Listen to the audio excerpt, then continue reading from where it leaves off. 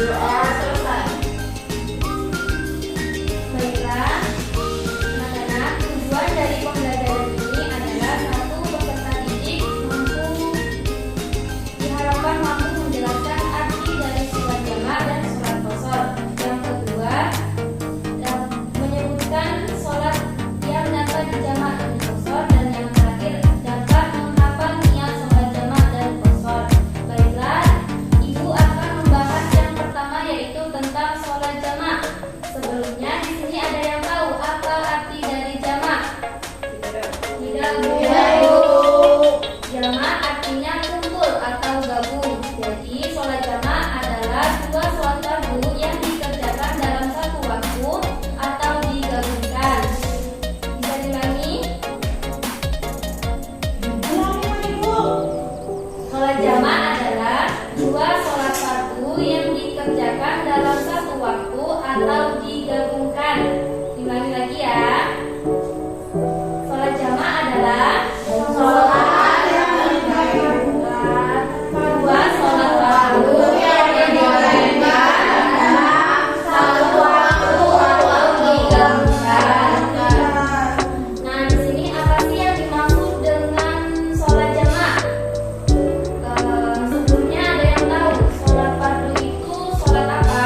Sholat wajib.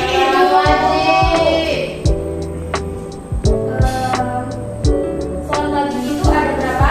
5. Yaitu Sholat subuh.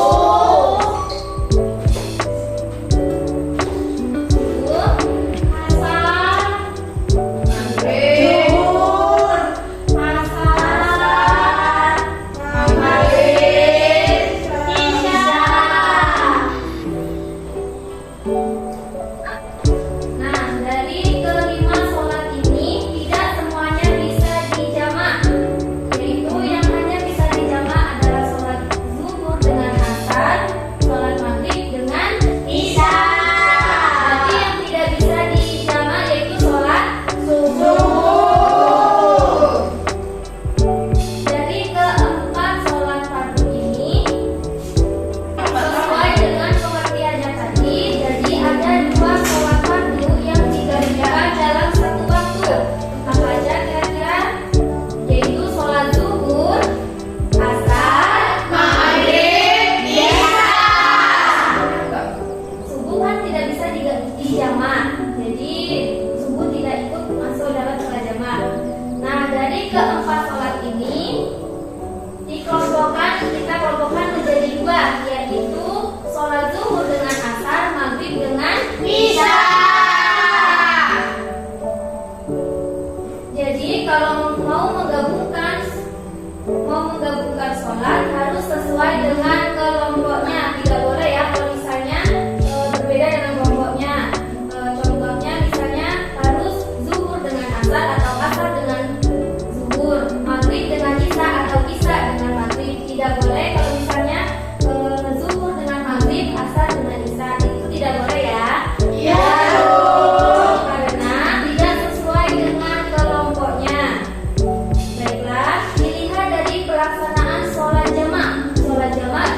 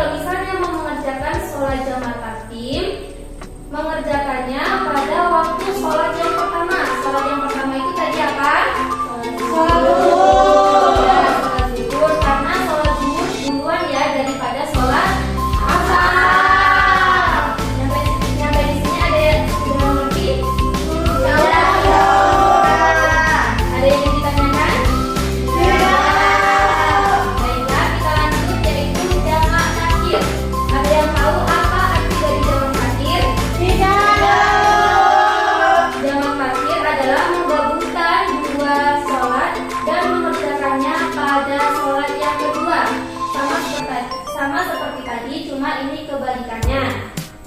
Misalnya, contohnya menggabungkan sholat maghrib dengan isya.